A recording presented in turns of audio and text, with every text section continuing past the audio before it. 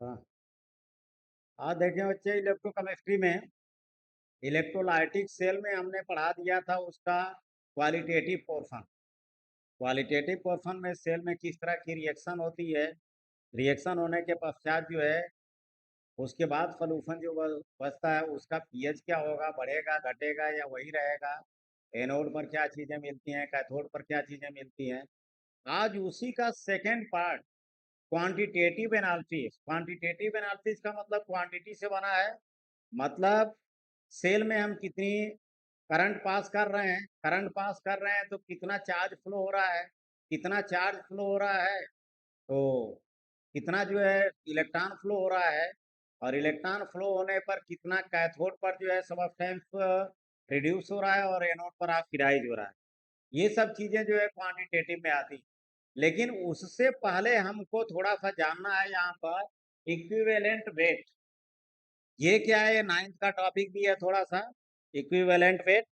इसके बारे में हमको डिटेल पढ़ना है कि इक्विवेलेंट वेट होता क्या। अब इसके लिए हम इक्विवेलेंट वेट जो है एसिड का भी निकालेंगे, बहुत डिटेल पढ़ाएंगे इसमें, 9th से एकदम टॉपिक उठाएंगे। एसिड का इक्विवेलेंट वेट कैसे निकाला जाता है, बेस का इक्विवेलेंट वेट कैसे निकाला जाता है, साल्ट का कैसे निकाला जाता है, फिर एलिमेंट का कैसे निकाला जाता है, ऑक्सीडाइजिंग एजेंट या रिड्यूसिंग एजेंट का कैसे निकाला जाता है। जनरली आप 9th पे एक डिफिनेशन देखे होंगे कि किसी भी सबस्टेंस का वह पार्ट जो हाइड्रोजन के 1.008 पार्ट को क्या करता है, ऐड करता है अपने में, या उतना किसी कंपाउंड से रिप्लेस करता है, या फिर क्लोरीन का 35.5 पार्ट जो है अपने में ऐड करता है, या उतना जो है दूसरे कंपाउंड से क्या करता है, उसको रिलीज करता है या अपने में से रिलीज करता है। इसी तरह जो है ऑक्सीजन के 8 पार्ट को जो है अपने में ऐड करता है, या उतना ही पार्ट जो है क्या करता है, उस अलग करता है। वह सब्सटेंस का पार्ट जो है कहलाता है उसका इक्विवेलेंट वेट। अगर ग्राम में लेते हैं तो ग्राम इक्विवेलेंट वेट, और किलोग्राम में लेंगे तो किलोग्राम इक्विवेलेंट वेट। हमें यहाँ इक्विवेलेंट वेट निकालना है कि कैसे, क्योंकि नंबर ऑफ इक्विवेलेंट हमको चाहिए वहां से। नंबर ऑफ इक्विवेलेंट मिलेगा तो उसी का इक्विवेलेंट कंसेप्ट हम लेकर चलेंगे इसमें, और मेन उसी की जरूरत है। तो सबसे पहले देखिए, इक्विवेलेंट वेट निकालने के तो बहुत सारे फार्मूले हैं। इक्विवेलेंट वेट हम निकालते हैं, इधर पहले दिखा दे रहे हैं। इक्विवेलेंट वेट को ई से जनरली डिनोट करते हैं, तो ई इज इक्वल टू, ध्यान दीजिए, ये होता है मॉलिक्यूलर वेट। एटम है तो एटॉमिक वेट, एटॉमिक वेट, और मॉलिक्यूल है तो मॉलिक्यूलर वेट डिवाइड बाई, ठीक है, एन फैक्टर आता है। एन फैक्टर का मतलब A B C N V, इतने तक आता है। ए आपकी क्या है, एफिनिटी या बेस, बी क्या है, बेसिसिटी या बेसिड, सी क्या है, change of oxidation number, N क्या है, नंबर ऑफ ट्रांसफर्ड इलेक्ट्रॉन, और वी है बैलेंसी ऑफ एलिमेंट। इनको हम अलग से जो है एन फैक्टर भी कह सकते हैं। ये टोटल पार्ट जो है हम इसको एन फैक्टर भी कह सकते हैं, एन फैक्टर। अब ध्यान दीजिए, एक एक काम लेकर चलेंगे यहाँ से इक्विवेलेंट वेट। सबसे पहले हम जो है बेस का लेकर चलते हैं, क्योंकि ये है बेस की एफिनिटी, तो हम बेस का लेकर चलेंगे। ध्यान दीजिएगा, यहाँ पर नंबर 1 पर हम लेकर चलते हैं बेस। इसका इक्विवेलेंट वेट निकालना है। यहाँ पे पूरी चीजें 11th में जो है, ये 12th का पार्ट है, 11th में इक्विलिब्रियम में जो है बहुत डिटेल में चीजें जो है पढ़ाई जा चुकी हैं, हमने पढ़ाया है ऑफलाइन, और ऑनलाइन में जो है उसी को फिर दोबारा रिपीट कर रहे हैं, इक्विवेलेंट वेट वहां भी निकाले हैं। ध्यान दीजिए, बेस क्या होता है, हम पहले यहाँ लिखेंगे बेस, ठीक, इसके बाद यहाँ लिखेंगे डिसोसिएशन, डिसोसिएशन, और यहाँ लिखेंगे एसिडिटी। एसिडिटी क्या है बताएंगे भी, पहले भी बताया जा चुका है। बेस में हम ले रहे हैं जैसे NaOH ले रहे हैं, वाटर में अगर डिजॉल्व करेंगे तो ये डिसोसिएट होगा, टूटेगा, तो Na positive plus OH negative, इसकी एफिनिटी क्या होती है? 1 होती है। बता दे रहे हैं क्या एफिनिटी है?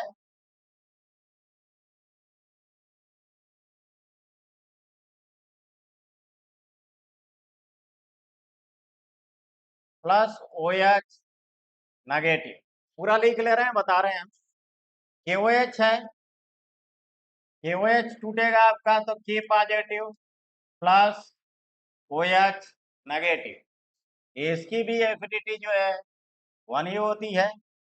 कैल्शियम हाइड्रोक्साइड है, ये टूटेगा आपका तो CaOH ट्वाइस होता है इसका फार्मूला, Ca पर 2 पॉजिटिव प्लस 2OH नेगेटिव, यह आपका जो है इसकी एफिनिटी जो है 2 है। फिर अमोनियम हाइड्रोक्साइड ले लीजिए, NH4OH, ये टूटेगा तो NH4 positive plus OH negative, इसकी बेस 51। ध्यान दीजिए, कोई भी बेस पानी में टूट करके, पानी में डिसोसिएट होकर जितने OH आयन देता है, नंबर ऑफ OH आयन उसकी जो है एफिनिटी कहलाती है। मतलब बेस का एक मॉलिक्यूल, 1 मॉलिक्यूल जो है डिसोसिएट होकर, वियोजित होकर, टूट करके, ठीक है, जितने OH आयन देता है वही नंबर ऑफ OH आयन उसकी एफिनिटी कहलाती है।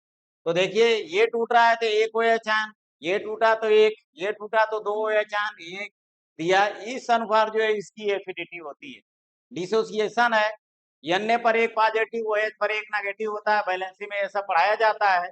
Na पर एक पॉजिटिव क्यों है? क्योंकि 11th में पढ़े होंगे कि Na का एटॉमिक नंबर 1 होता है, फर्स्ट ऑर्बिट में 2 इलेक्ट्रॉन है, सेकेंड में 8, लास्ट वाली में 1 इलेक्ट्रॉन है। अगर वो ऑक्टेट कंप्लीट करने के लिए एक इलेक्ट्रॉन आसानी से उसका रिलीज हो जाता है। जानते हैं कि एटॉमिक नंबर 11 है, यानी 11 प्रोटॉन, 11 इलेक्ट्रॉन, एक इलेक्ट्रॉन निकल जाएगा तो 10 इलेक्ट्रॉन बचेंगे। 11 प्रोटॉन अभी भी हैं, एक इलेक्ट्रॉन प्रोटॉन एक्स्ट्रा है, प्रोटॉन पॉजिटिव चार्ज शो करता है तो वो पॉजिटिव एक आ जाएगा, और OH उसका इलेक्ट्रॉन ले रहा है तो नेगेटिव, OH को एक इलेक्ट्रॉन की जरूरत है। ये सब कंसेप्ट वो पीछे बताए जा चुके हैं, क्यों OH पर एक नेगेटिव है, क्योंकि OH का देखिए, ऑक्सीजन के आउटर सेल में इलेक्ट्रॉन कितने होते हैं? 6, हाइड्रोजन पे एक की शेयरिंग होगी, मान लीजिए हाइड्रोजन एक, इसकी रेंज में तो आ गया, तो वहीं पर हाइड्रोजन की ऑर्बिट कंप्लीट हो जाती है। लेकिन इसकी रेंज में 6 तो अपने इलेक्ट्रॉन थे, एक हाइड्रोजन का 7, अभी भी एक चाहिए, तो वही एक बाहर पे लेता है तो OH पर क्या होता है? एक इलेक्ट्रॉन बाहर पे ऐड कर लेता है ये, तो OH पर क्या होता है? एक नेगेटिव, ऑक्टेट कंप्लीट पूरा करने की, इसलिए OH पर एक नेगेटिव इसमें आता है। अब ध्यान दीजिए, ये तो डिसोसिएशन हो गया इसका, बेस का। अब बेस की जो है हम इक्विवेलेंट वेट निकालेंगे, एफिनिटी आपने देखी ही ली, तो होता क्या है इसका equivalent weight? Equivalent weight of base, ध्यान दीजिए, is equal to molecular weight, इसका मॉलिक्यूलर वेट डिवाइड बाय, या तो n फैक्टर का लीजिए, या एफिनिटी ऑफ बेस, या number of H ion given by 1 molecule of base, एक मॉलिक्यूल के द्वारा दिए गए OH आयनों की संख्या जो है, नंबर ऑफ OH आयन, वही उसकी क्या कहलाती है? Affinity. Molecular weight divide bye, इसको हम E से डिनोट करते हैं, इक्विवेलेंट वेट को E से, ठीक है, और ये हो जाएगा आपका n फैक्टर का लीजिए, या नंबर ऑफ OH आयन, जिसको हम क्या कहेंगे? इसको कहेंगे हम एफिनिटी, एफिनिटी ऑफ बेस, ठीक, ये हो गया, ये फार्मूला हो गया सीधे सीधे, कि हमें इक्विवेलेंट वेट अगर किसी बेस का निकालना है तो उसका मॉलिक्यूलर वेट रख लें, और मॉलिक्यूलर वेट में उसकी एफिनिटी से डिवाइड कर दें। एफिनिटी का मतलब कि number of OH ion given by 1 molecule, ठीक है, वो जो है उसका इक्विवेलेंट वेट आ जाता है। चलिए एग्जांपल के लिए हम लेते हैं, एग्जांपल एग्जांपल में हम ले रहे हैं जैसे NaOH। NaOH का हम इक्विवेलेंट वेट अगर निकालते हैं, इक्विवेलेंट वेट, तो ध्यान दीजिए NaOH का मॉलिक्यूलर वेट 40 होता है। कैसे? सोडियम का एटॉमिक वेट 23, एक हाइड्रोजन दिख रहा है 24 हो जाएगा, और ऑक्सीजन 16 है, ये 40 हो जाता है। 40 हो गया, डिवाइड बाई 1, एक OH दे रहा है, ठीक है, ये हो जाएगा आपका इक्विवेलेंट वेट। चलिए हम कैल्शियम हाइड्रोक्साइड का निकाल दे रहे हैं, कैल्शियम हाइड्रोक्साइड, ठीक है, इक्विवेलेंट वेट, इसका मॉलिक्यूलर वेट 74 होता है, डिवाइड बाय 2, क्योंकि 2 OH दे रहा है, ये हो जाएगा आपका 37। ध्यान दीजिए कैसे इक्विवेलेंट वेट उसका 74 गया है।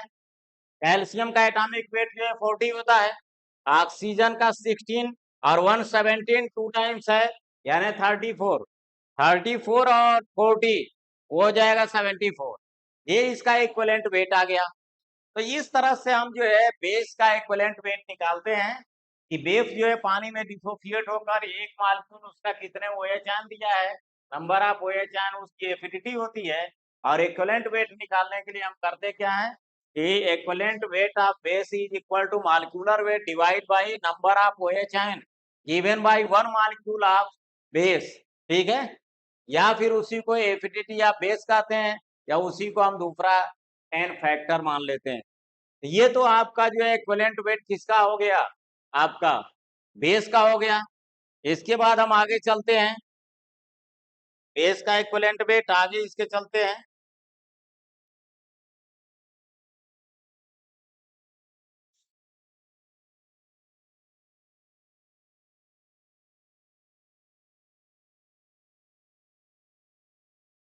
हाँ, इसको नोट कर सकते हैं यार, नोट कर लें या फिर स्क्रीनशॉट ले लें इसका।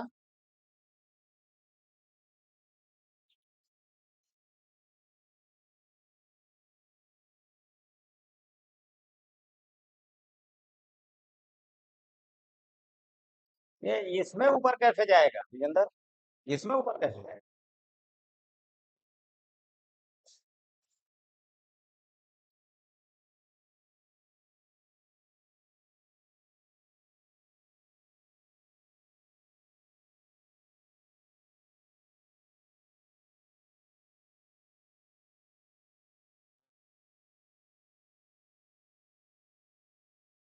ये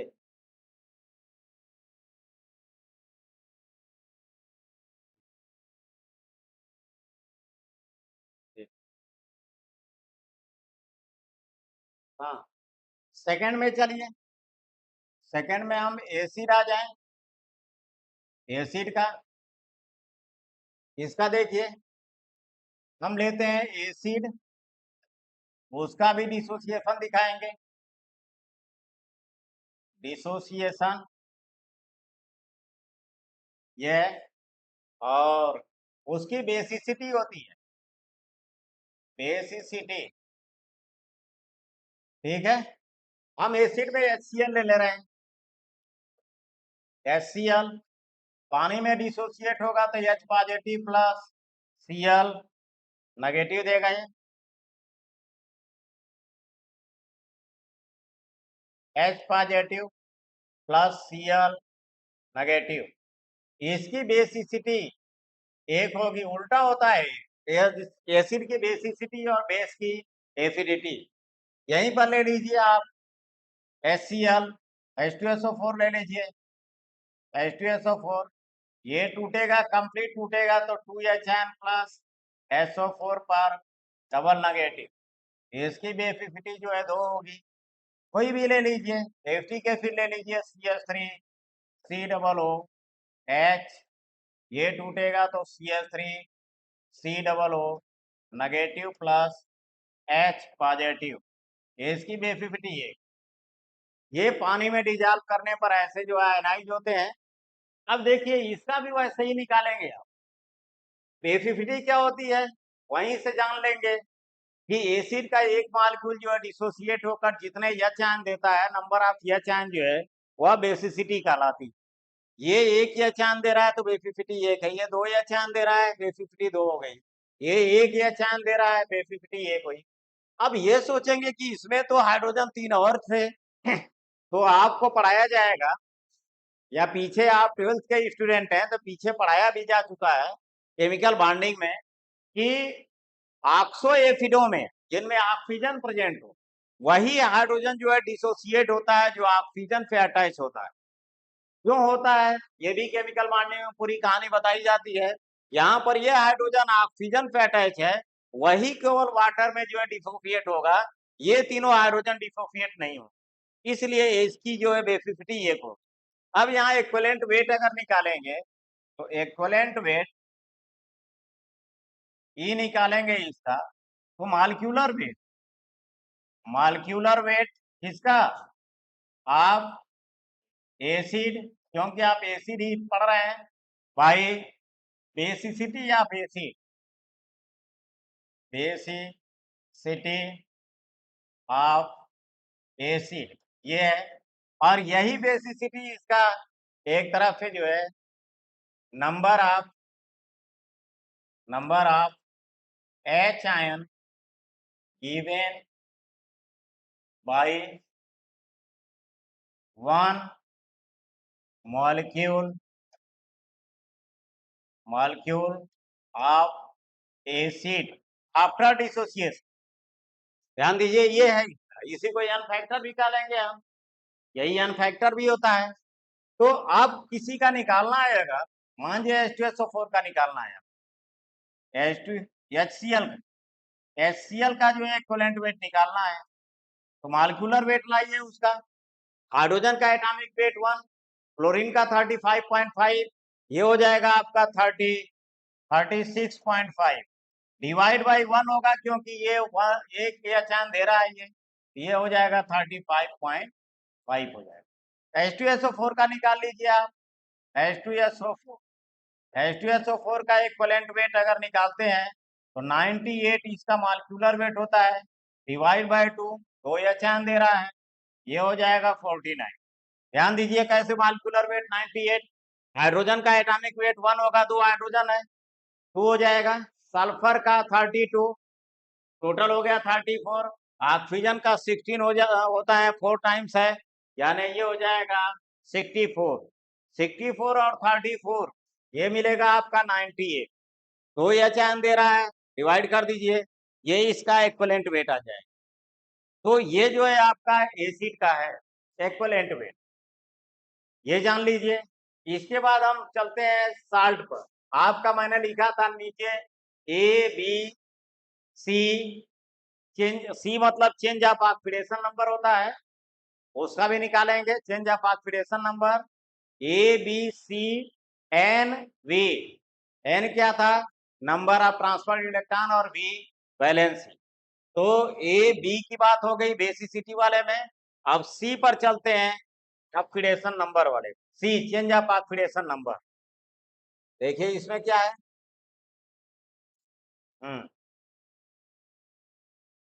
थर्ड में चलिए, सी चेंज ऑफ ऑक्सीडेशन नंबर, इसमें जनरली हम ऑक्सीडाइजिंग एजेंट या रिड्यूसिंग एजेंट का निकालते हैं, ऑक्सीडाइजिंग एजेंट और रिड्यूसिंग एजेंट। कैसे इसको निकालेंगे, जैसे मान लीजिए KMnO4 है, KMnO4 इसका हमको निकालना है इक्विवेलेंट वेट, इक्विवेलेंट वेट इसका क्या होगा, सी वाले पर हम चल रहे हैं, ए का हो गया, बी का हो गया, सी। एसिडिक मीडियम में चलते हैं, इन एसिडिक मीडियम, ये एसिडिक मीडियम में चलते हैं, ठीक है। वहां बताया गया है आपका जो है रेडॉक्स रिएक्शन में भी इसके बारे में बताया गया है, वहां पर रेडॉक्स में ऑक्सीडाइजिंग एजेंट और रिड्यूसिंग एजेंट बहुत बताए जाते हैं, वहां पर तीनों मीडियम में इसका इक्विवेलेंट वेट निकालना बताया गया है। यहाँ हम बता रहे हैं एसिडिक मीडियम में देखते, तो हम एसिडिक मीडियम में देखते हैं कि ऑक्सीडेशन नंबर कितनी चेंज होती है। जैसे KMnO4 है, KMnO4 को हम एसिडिक मीडियम में ले लीजिए, जैसे मान लीजिए सपोज कीजिए H2SO4 से रिएक्शन करा दिए, H2SO4 यहाँ पर तो H2SO4 से दो मेटल है यहाँ पर, मेटल जो है H2SO4 से रिएक्शन करके मेटल का सल्फेट बनाती है K2SO4 और प्लस MnSO4 प्लस वाटर बनेगा और प्लस नेसेंट ऑक्सीजन। वहां 11th में कहानी इसकी पूरी रहती है।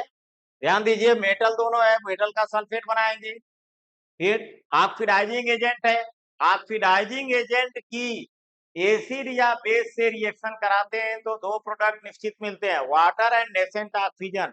नेसेंट ऑक्सीजन जिनका ऑक्टेट कंप्लीट नहीं होता है वैसे इनको डिनोट करते हैं। बैलेंस अगर करेंगे तो यहाँ पर 2 करेंगे और यहाँ पर भी 2 करेंगे। यहाँ 2 सल्फेट है, 3 सल्फेट है, यहाँ पर कर लेंगे 3 और यहाँ पर 3 मॉलिक्यूल वाटर का ये कर लेंगे 5। लेकिन ध्यान दीजिए, इसका बहुत हमको मतलब नहीं है।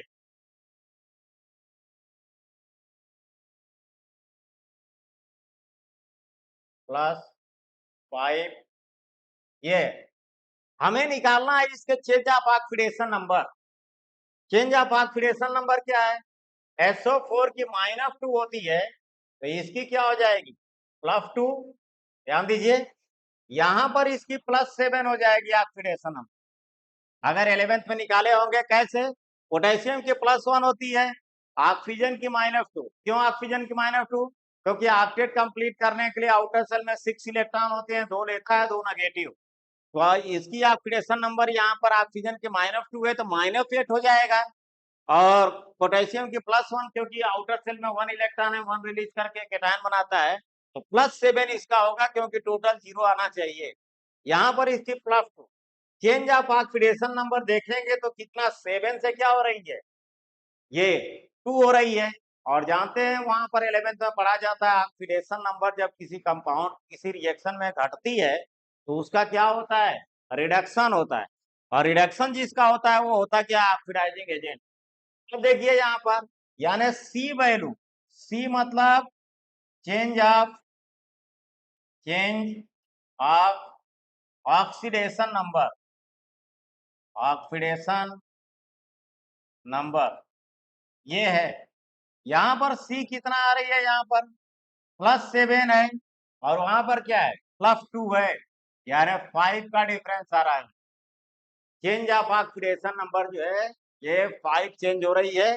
अब इसका एक्विवेलेंट वेट क्या निकाला जाता है? इसका एक्विवेलेंट वेट इसका होता है मॉलिक्यूलर वेट, मॉलिक्यूलर वेट और डिवाइड बाय सी मतलब चेंज ऑफ ऑक्सीडेशन नंबर। ध्यान दीजिए, ये कई जगह चीजें पढ़ाई जा चुकी हैं, यहाँ भी जरूरत थोड़ी पड़ रही है इसलिए चीजें दोबारा जो है हम रिपीट कर दे रहे हैं।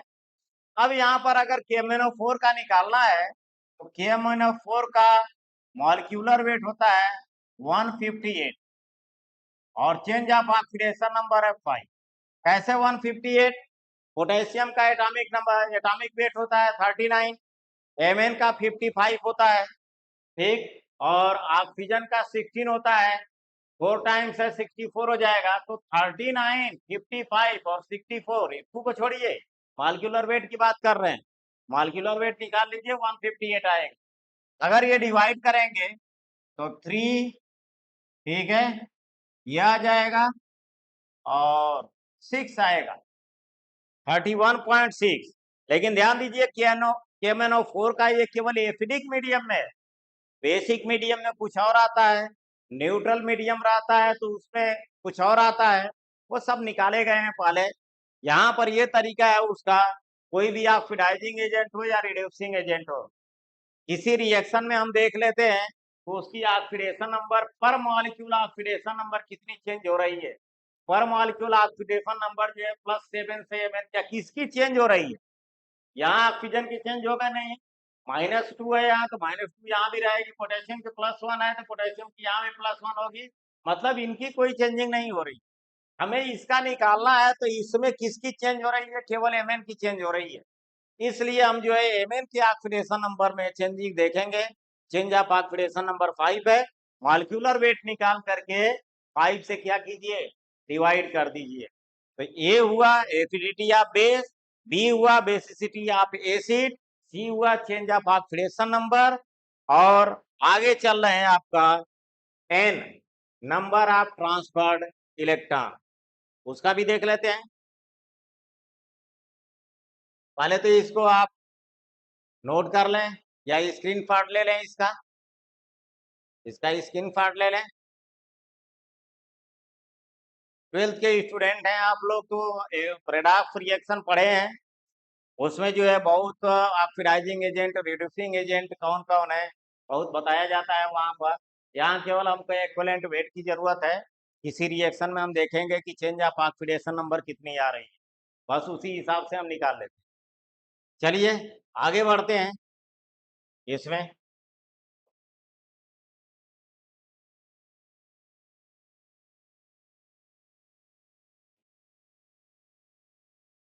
फोर्थ में आ जाइए। फोर्थ है इसका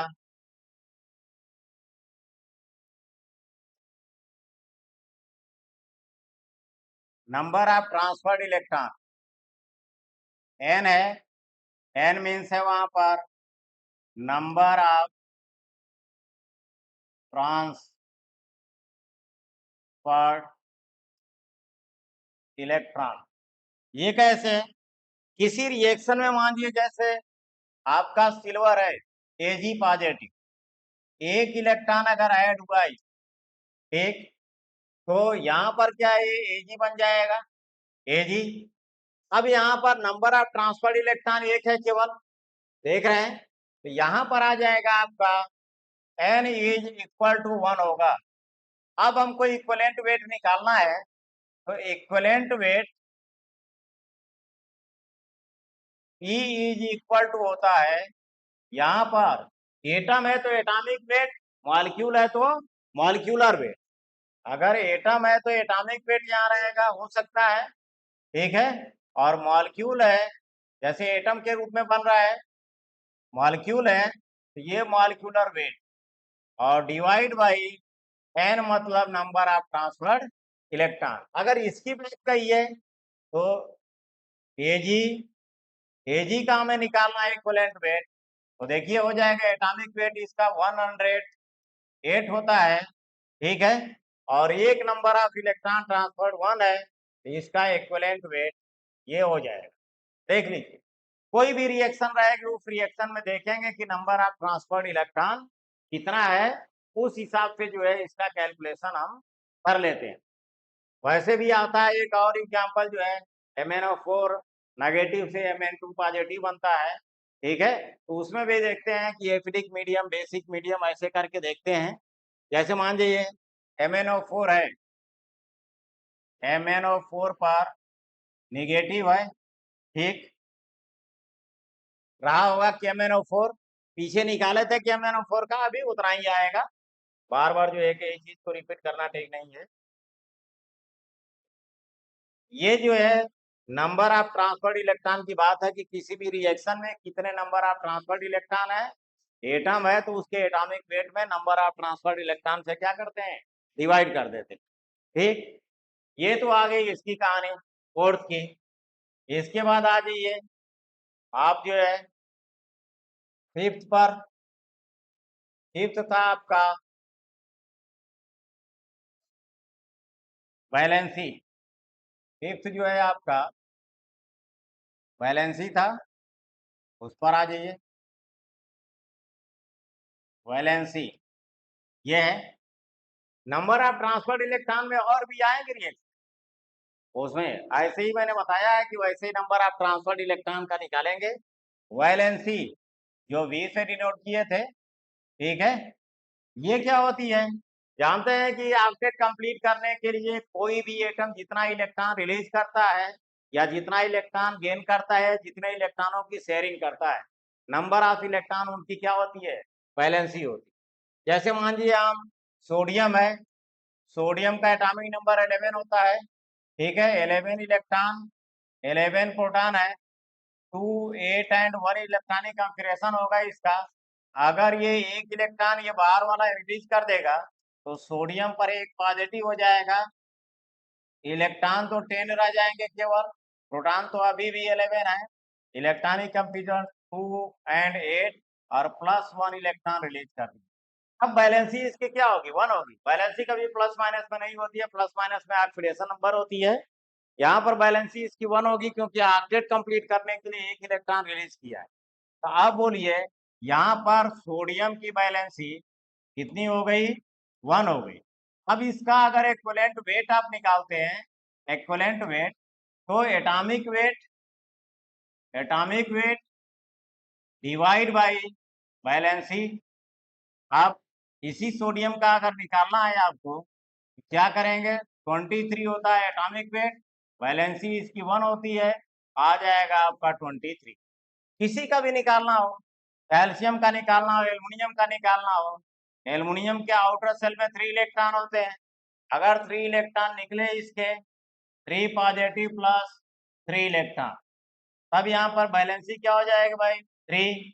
अगर इसका इक्विवेलेंट वेट निकालना है, इक्विवेलेंट वेट दिया जाएगा, इसका 27 होता है एटॉमिक वेट बाई 3, यानी ये 9 आ जाए। तो ऐसे जो है एलिमेंटों का निकाला जाता है। जैसे क्लोरीन का निकाल लीजिए, क्लोरीन के आउटर सेल में 7 इलेक्ट्रॉन, क्यों, एटॉमिक नंबर इसका कितना होता है, 17, 2, 8 एंड 7। एक इलेक्ट्रॉन ये गेन करके अपना ऑर्बिट कंप्लीट करता है। तो एक इलेक्ट्रॉन अगर ये लेगा, तो इस पर 2, 8 एंड 7 होता है इलेक्ट्रॉनिक कंफिगरेशन। एक इलेक्ट्रॉन लेगा तो Cl पर नेगेटिव हो जाएगा, और इसका 2, 8 एंड 8 इलेक्ट्रॉनिक कंफिगरेशन हो जाएगा। अब बोलिए क्लोरीन का अगर निकालते हैं इक्विवेलेंट वेट, तो इसका एटॉमिक वेट होता है 35.5, और डिवाइड बाय 1 हो जाएगा, यानी 35.5 हो जाएगा। ऑक्सीजन का अगर निकालते हैं, तो ऑक्सीजन के आउटर सेल में कितना इलेक्ट्रॉन होता है, ऑक्सीजन के आउटर सेल में 6 इलेक्ट्रॉन, क्योंकि एटॉमिक नंबर क्या होता है, 8 होता है। फर्स्ट ऑर्बिट में 2 इलेक्ट्रॉन और सेकंड में 8 इलेक्ट्रॉन होंगे। तो ये 2 इलेक्ट्रॉन अगर लेता है ये, तो O पर डबल नेगेटिव होता है, वैलेंसी इसकी क्या हो जाएगी, 2 हो जाएगी। इसका मतलब कि इसका इक्विवेलेंट वेट निकालेंगे अगर, तो 16 होता है एटॉमिक वेट, डिवाइड बाई इतना 2 हो जाएगा, और ये 8 आ जाएगा। ठीक है, तो इस तरह से सबका इक्विवेलेंट वेट जो है निकाला जाता है। यानी आप जो है एसिड का भी निकाल लीजिए, बेस का निकाल लीजिए, आप फिनाइजिंग एजेंट का निकाल लीजिए, रिड्यूसिंग एजेंट का निकाल लीजिए, फिर आप किसी रिएक्शन में नंबर ऑफ ट्रांसफर्ड इलेक्ट्रॉन के हिसाब से निकाल लीजिए, और इसके बाद बैलेंसी देखकर एलिमेंटों का। ठीक है, साल्ट का निकाल लेते हैं। किसी साल्ट का अगर इक्विवेलेंट वेट निकालना है, तो उसका मॉलिक्यूलर वेट और डिवाइड बाई साल्ट के टूटने पर देखिए कि कितना पॉजिटिव चार्ज आ रहा है और कितना नेगेटिव चार्ज आ रहा है। तो इस तरह से इक्विवेलेंट वेट जो निकाल लेते हैं इनका। हमें जरूरत क्या है, नंबर ऑफ इक्विवेलेंट की। इसी के लिए हम जो है इतनी चीजें पढ़ाए हैं इसमें, नहीं तो ये जो है 11th की क्लासों में पढ़ा दी जाती हैं चीजें, बहुत जरूरत नहीं है। और अभी पीछे चैप्टर खत्म हुआ है सोल्यूशन, वहां पर नॉर्मलिटी, मोलरिटी सब पढ़ाई जाती है। तो नॉर्मलिटी में भी जरूरत पड़ती है नंबर ऑफ इक्विवेलेंट की, तो वहां भी ये चीजें मैंने बताया है ऑफलाइन में। ऑनलाइन में तो वहां नहीं पढ़ाए थे, ऑनलाइन में इस चैप्टर से स्टार्ट किए हैं, पीछे उसकी भी वीडियो जो है कि डालेंगे हम। ठीक है, तो वहां पर जो है मैंने बताया है, वहां नॉर्मलिटी में जरूरत पड़ती है। चलिए इसको देख लीजिए। इसके बाद नंबर ऑफ इक्विवेलेंट आप लोगों को बता रहे हैं, नंबर ऑफ इक्विवेलेंट निकाला कैसे जाता है।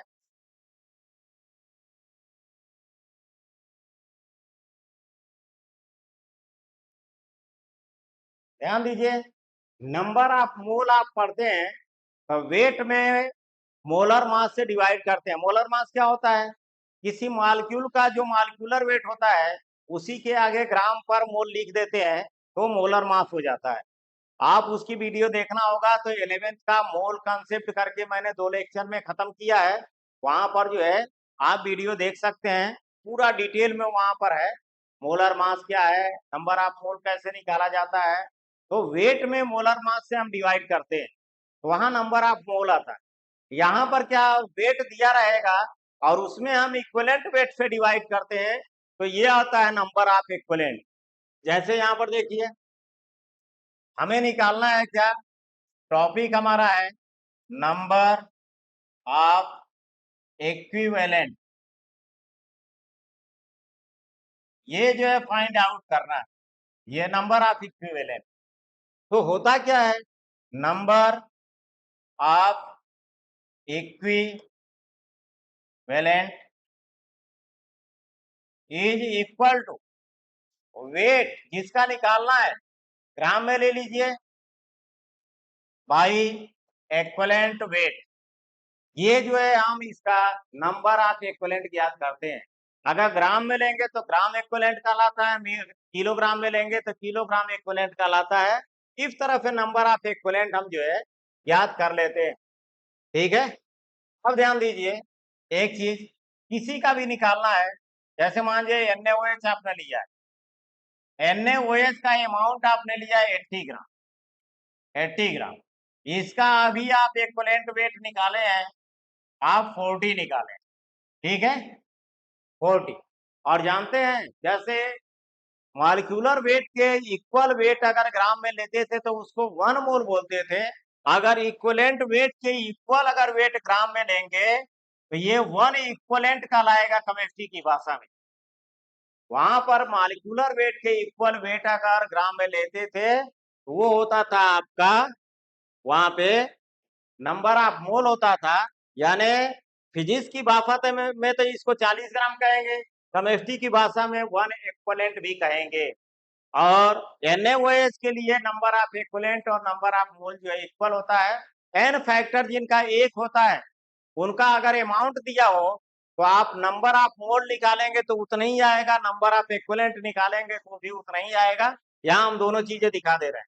तो यहाँ तो ये W दे दिया गया इसका, W ये होता है, अगर ग्राम में लिए हैं तो ग्राम पर इक्विवेलेंट जो है इसको लिख सकते हैं।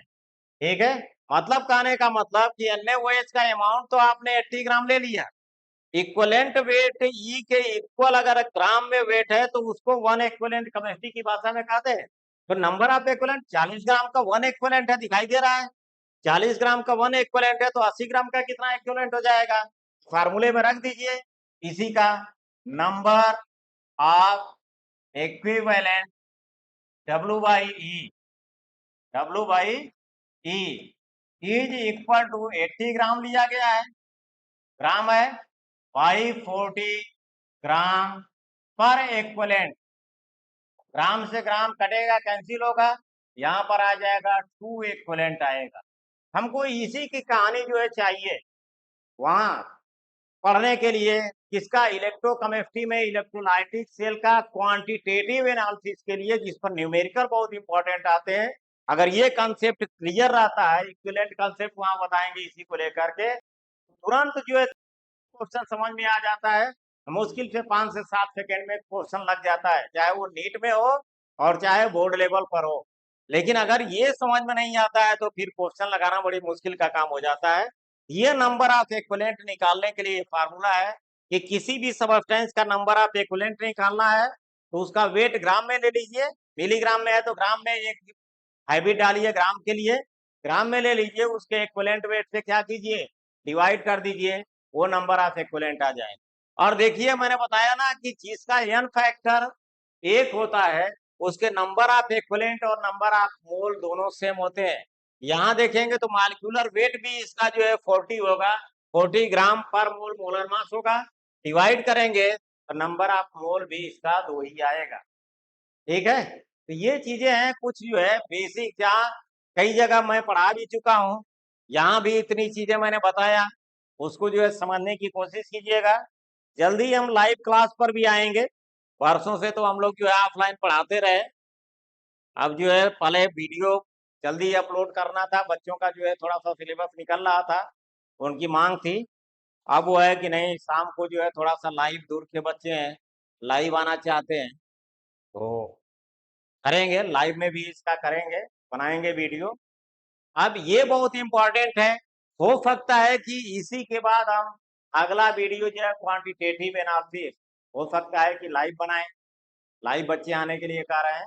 तो आपका ये हमको चाहिए था, मेन यही कि पहले हमको इक्विवेलेंट वेट चाहिए था, वास्तव में इक्विवेलेंट वेट है क्या, और इसके बाद नंबर ऑफ इक्विवेलेंट निकालना है, वो कैसे आएगा।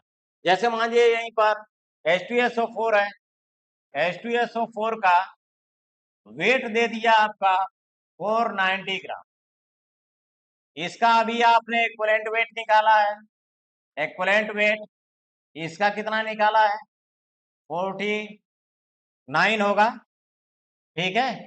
ग्राम पर इक्विवेलेंट इसको कर सकते हैं, मतलब 49 ग्राम लिया जाएगा तो 1 इक्विवेलेंट इसको लिख सकते हैं। तो नंबर ऑफ इक्विवेलेंट ये तो W हो गया इसका, ठीक है। अब नंबर ऑफ इक्विवेलेंट इसका निकालेंगे, नंबर ऑफ इक्विवेलेंट ये हो जाएगा आपका कितना, ग्राम डिवाइड बाई 49 ग्राम पर इक्विवेलेंट, ठीक है। तो 10 बार में डिवाइड होगा ग्राम से ग्राम, तो ये 10 इक्विवेलेंट इसका जो है आ जाएगा, ठीक है। आगे कल हो सकता है वीडियो बनाए तो यहाँ पर इक्विवेलेंट कंसेप्ट जो बहुत इंपॉर्टेंट है उसको भी जो है हम बना करके अपलोड करवाएंगे, या हो सकता है कि हम कल लाइव भी आए, टाइम बताएंगे, लाइव आएंगे तो अपने बच्चों को और लोग दूर के जो पढ़ना चाहते हैं, जो संस्था पर उपलब्ध नहीं हो सकते हैं दूरी होने के कारण, उनको भी। तो ये जो है आज का टॉपिक रहा है आपका इक्विवेलेंट एसिड का, बेस का, ऑक्सीडाइजिंग एजेंट का, रिड्यूसिंग एजेंट का, फिर एलिमेंट का। किसी रिएक्शन में अगर नंबर ऑफ ट्रांसफर्ड इलेक्ट्रॉन दिया हो तो वहां पर किसी सबस्टेंस का इक्विवेलेंट वेट, उसके बाद number of equivalent, number of equivalent हमको जरूरत थी इसकी क्वांटिटेटिव एनालिसिस के लिए इलेक्ट्रोकेमिस्ट्री में, इलेक्ट्रोलाइट पोर्शन में, और वो आपका ऐसे निकाला जाएगा, W/E होता है, वेट ग्राम में ले लीजिए और इक्विवेलेंट वेट ग्राम पर इक्विवेलेंट ले लीजिए, ठीक है। इस तरह से आप जो है उसका निकाल सकते हैं। चलिए, धन्यवाद। इसको जो है आप लोग देखते रहिए। हम जो है इसका इलेक्ट्रोकेमिस्ट्री का तो क्वालिटेटिव तो पूरा बना चुके हैं, लेक्चर होगा उस पर, और अब क्वांटिटेटिव शुरू किए हैं, इसको भी जल्दी ही खत्म करेंगे। पढ़ाने को तो हमने पूरा चैप्टर खत्म कर डाला है, नीट में भी खत्म कर डाला है और बोर्ड में भी खत्म कर डाला है, लेकिन पीछे से बना रहे हैं, बच्चे रिपीट भी करेंगे और लोग भी जो हैं जो नहीं उपलब्ध हो पाते हैं, जिनके लिए व्यवस्था नहीं है पढ़ने की, तो ये सब चीजें एकदम कॉन्सेप्ट के साथ चलेंगे, बहुत इजी हो जाएगा। थोड़ा सा 11th में जो लोग बेसिक पढ़े हैं, पहला चैप्टर खूब जमकर पढ़े हैं, उनके लिए तो बड़ी आसान ये चीजें होती हैं। तो चलिए ठीक है, धन्यवाद। इसको देखिए।